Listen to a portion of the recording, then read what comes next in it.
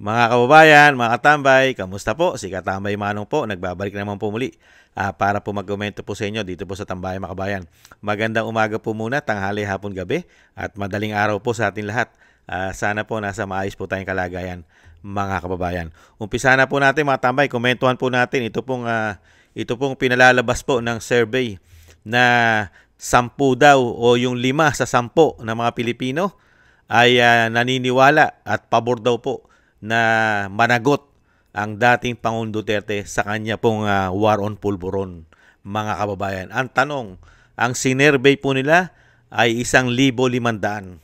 Ito po ay magpipresenta na sa mahigit 100 milyong Pilipino. Hindi po ba ito katarantaduhan, mga kababayan? At nung panahon ni dating Pangulong Duterte, majority ng Pilipino gustong-gusto ang kanyang ginawa. Bakit? Kaya nga siya nanalong presidente dahil yan ang kauna-unahan niyang agenda at gagawin. Hindi po ba? Yan ang ipinangako niya. Hindi po ba na gagawin at lilinisin niya ang Pilipinas lalong-lalo sa pulburon? Hindi po ba? Anong katarantaduhan at kawalang yan ang ginagawa ng mga taong ito para lang po tuluyan ng mawasak at masira at maipababa at mababa ang dignidad at syempre po ang popularidad ng mga Duterte. Gamit payata ang mainstream media, mga kababayan. Pakinggan po natin ang mga katarantaduhan po umano. Ito mga hindot na ito. Itong mga survey kuno. 1,500 tapos ipipresenta mo sa mahigit 100 milyong Pilipino. Ano katarantaduhan yan? 5 sa 10 Pilipino ang naniniwalang dapat managot si dating Pangulong Rodrigo Duterte kaugnay ng mga pagpatay sa war on drugs. Base sa SWS survey nitong Setyembre, 49% ang sang-ayon po na mapanagot si Digong habang 32% ang hindi naman sang-ayon. 15% ang undecided at 4% ang nagsabing hindi sapat ang nalalaman nila para magbigay ng opinyon. Ayon kay Strat-Based Group President Dindo Manhit, pinapakita nito na mas maraming Pilipino ang gusto ng pananagutan anuman ang impluwensya ng dating Pangulo sa politika. Mga kapatid, Andre Fel... Nakita niyo ba mga tama yung mga katarantaduhan? Talagang dinadivert, isinasaksak sa ating mga isip ng survey at ng media na tama sila at tama ang survey nila. 1,500 tao, hindi mo alam kung sino-sino. Mga kabayan, mga hindot na ito. Anong klaseng survey yan? At ibalik tanaw po natin ang survey naman po ni dating Pangulong Duterte nung siya po, ito po magmula po nung umupo siya noong 2016 hanggang matapos ang 2022. Hindi po ba? Napaka-popularidad, napakataas ng approval at trust rating ng Pangulong Duterte. Hindi po sumadsad ng 25% katulad po na nangyari kay BBM, sumasadsad pababa. Kay dating Pangulo, pataas ng pataas. Hindi po ba? 90 plus pa nung siya po ay matapos ang kanyang termino. Hindi po ba? At tulad po nito, balik tanaw po natin itong survey ng 2019 mga tambay. 2017, unahin natin 2017 mga kabayan. Ibalik tanaw lang po natin.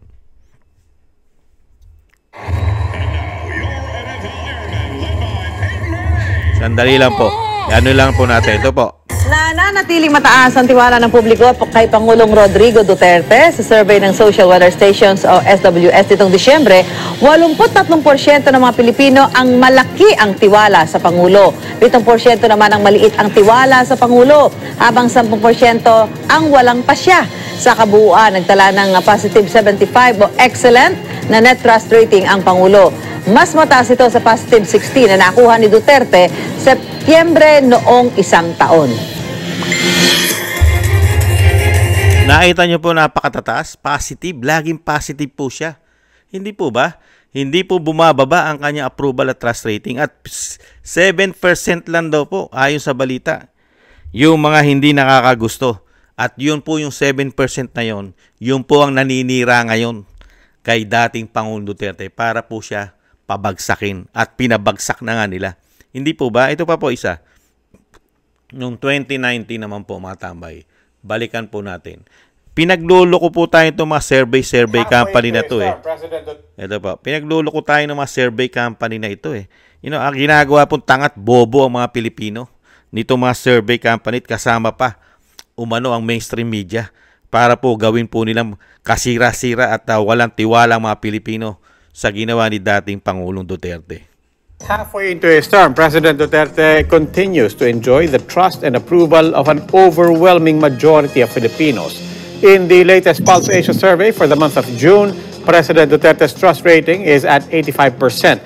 That is already down by 2 points from March, but it remains indisputably high. Meanwhile, Vice President Leni Robredo received a 55% approval rating and 52% trust rating among the countries. Tingnan niyo po mga tambay, yung trust and approval rating po ni dating Pangulong Duterte, hindi po nababago ang tiwala ng mga Pilipino. Pulse Asia yan ha. Halos lahat po ng survey ng mga panahon na yon. Hindi po ba? Napakarami pang naninira sa kanya ng mga panahon na yon mga katambay. At hindi po siya nilulubayan. Hindi po ba? Nitong mga ito. At pilit po rin siya pinababagsak at sinisiraan pa kahit saan. Hindi po ba?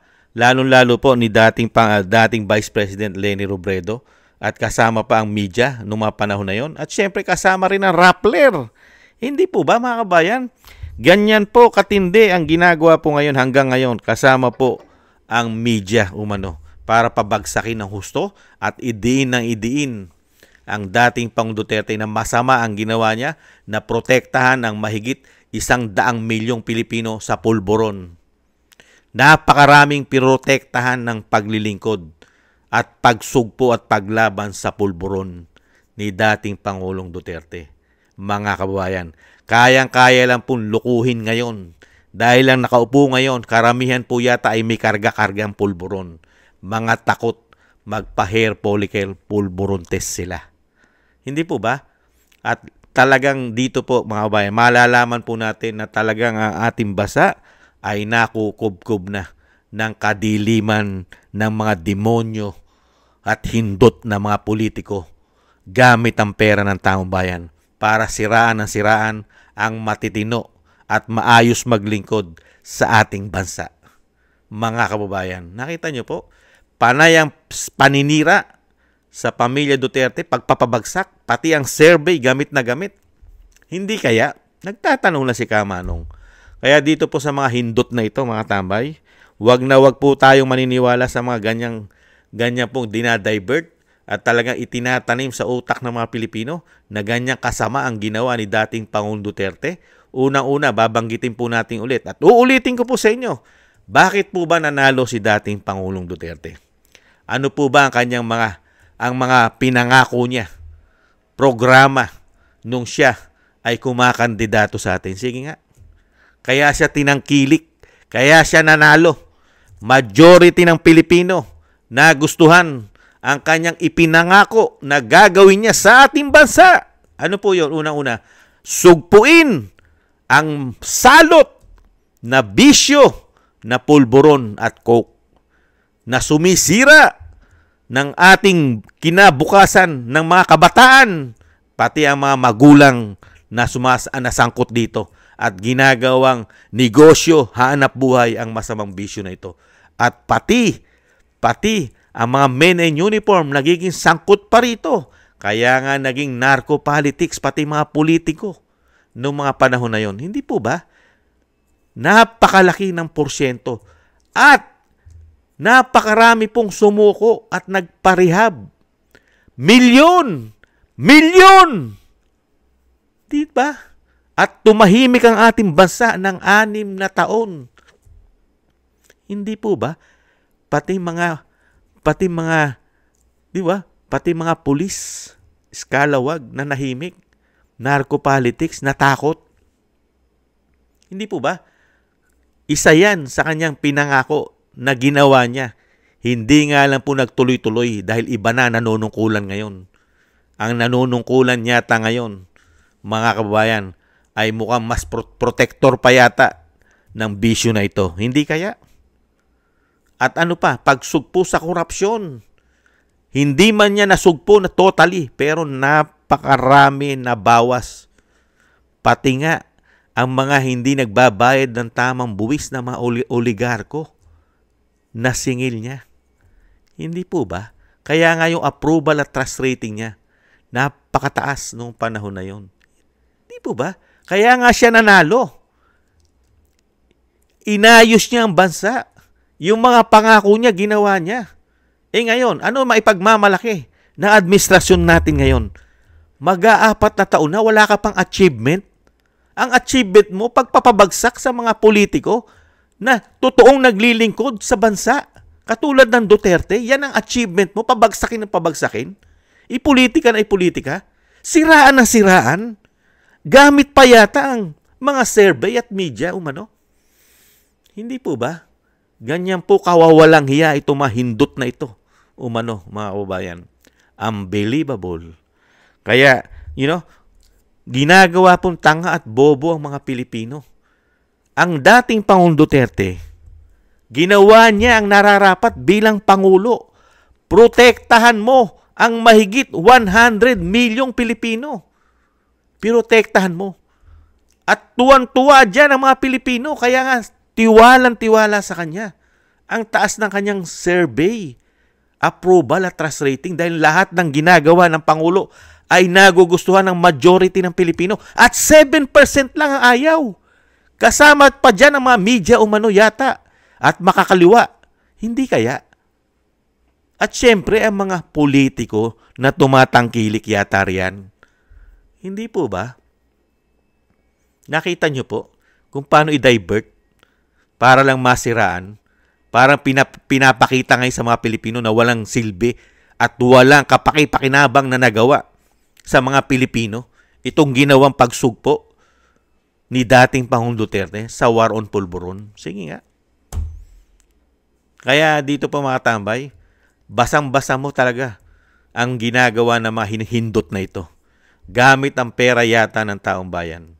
Wag na wag po natin tangkilikin ang mga tao na ito. Kaya nga lang po ito po ay nagtutuloy-tuloy at nagagawa pa nila ang kanila pong masamang balak sa pamilya Duterte, lalong-lalo po sa Vice President. Dahil alam nila, hindi nila kayang talunin yan. Kung magaganap ang halalan at hindi nila mapapabagsak yan, hindi nila kailanman matatalo ang isang Vice President. Dahil anong klase po ang ginawa nilang paglilingkod para talunin mo ang Vice President. Sige nga. Meron ka bang nagawa achievement? Sige nga. 3 taong pamumuliti ka. Achievement mo, korupsyon. Hindi ka nga makaahon-ahon sa flood control. Nahandyan pa ang napakaraming lumalabas na korupsyon. Di po ba? Kaya nakakahiya po. Nakakahiya ang ating bansa. 3 taon tinutukan mo mga Duterte para pabagsakin mo lang. Siraan mo sa taong bayan. Gamit ang pera pa yata ng Pilipino. At lahat halos ng media, nakikiisa, social media, dahil sa pera pa rin yata. Kaya po ang ating bansa ay kailanman ay hindi makakaranas kahit gamunggo at gaasin na pagbabago at asenso ang ating bansa. Pag ganitong klase, politiko o gobyerno ang magpapatakbo sa ating bansa.